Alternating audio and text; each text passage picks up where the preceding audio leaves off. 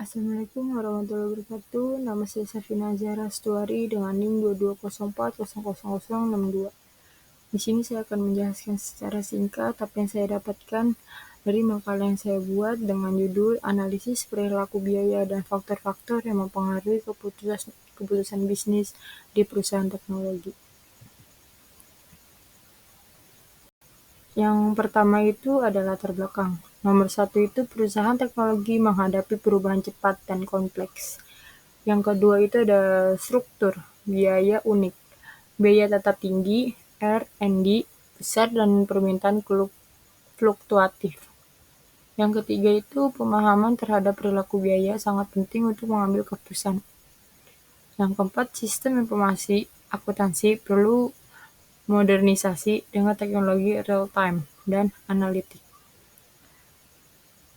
Penjelasan dari latar belakang tentang biaya teknologi. Perusahaan teknologi menghadapi tekanan tinggi dari inovasi, perubahan pasar, dan kompetitor global. Struktur biaya dapat perusahaan teknologi sering tidak stabil. Banyak biaya semi variabel seperti langganan software, server cost, dan biaya maintenance. Pemahaman yang keliru terhadap jenis biaya dapat menyebabkan kesalahan pengambilan keputusan strategis. Akuntansi manajerial harus mampu menyesuaikan pendekatan tradisional untuk mengakomodasikan dinamika ini. Dan selanjutnya itu ada fenomena di lapangan. Yang pertama, banyak perusahaan salah klarifikasi biaya tetap dan variabel. Kedua, penyebabnya. Salah dalam perencanaan kapasitas, kesalahan estimasi anggaran, ketidaktepatan strategi ekspansi. Yang ketiga itu sistem informasi keuangan yang tidak terintegrasi memperparah situasi. Ini adalah rumusan masalah yang saya dapatkan. Yang pertama itu bagaimana pengaruh perilaku biaya terhadap keputusan bisnis. Yang kedua itu ada faktor apa saja yang mempengaruhi perilaku biaya. Yang ketiga, strategi manajemen biaya seperti apa yang efektif dalam bisnis teknologi. Ini adalah tujuan penelitian yang saya dapatkan.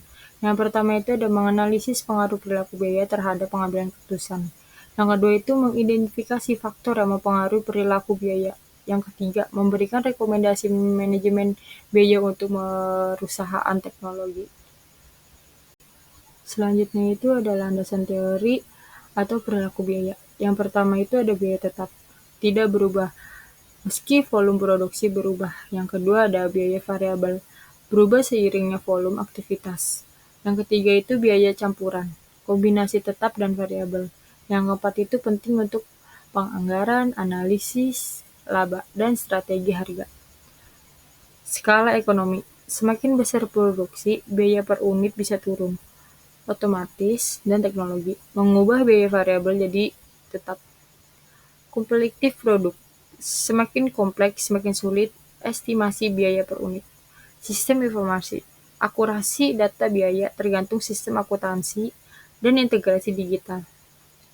Kondisi eksternal, fluktuasi kurs, regulasi baru, dan kebijakan pajak. Dan selanjutnya itu ada teori pengambilan keputusan. Yang pertama itu proses pemilih alternatif berdasarkan manfaat dan biaya.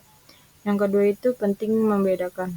Yang pertama itu ada biaya relevan, memengaruhi keputusan. Yang kedua itu biaya tidak relevan, sub cost, tidak pengaruh. Yang ketiga itu contoh outsource versus produksi sendiri, bandingkan biaya relevan. Selanjutnya itu faktor yang mempengaruhi perilaku biaya. Yang pertama itu ada skala produksi dan kapasitas. Yang kedua itu otomatisasi dan digitalisasi. Yang ketiga itu kompleksitas produksi. Yang keempat itu sistem informasi dan struktur organisasi. Yang keempat, faktor eksternal, ekonomi, makro, dan kebijakan nilai tukar. Selanjutnya itu ada implikasi praktis.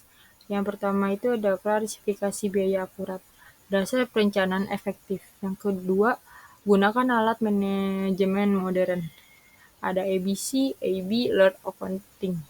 Yang ketiga, pelatihan staf untuk memahami struktur biaya dan dampaknya. Dan kesimpulan yang saya dapatkan itu ada yang pertama itu perilaku biaya berdampak besar terhadap keputusan strategis. Yang kedua, perlu sistem informasi biaya yang adaptif dan real time.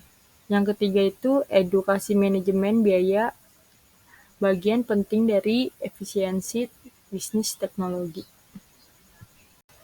Dan selanjutnya itu ada rekomendasi. Yang pertama itu tetapkan sistem akuntansi cloud dan terintegrasi. Yang kedua, gunakan relevansi akademik dalam perumusan kebijakan biaya. Yang ketiga itu lakukan pelatihan berkala untuk pengambilan keputusan dan staf keuangan. Sekian dari saya. Thank you.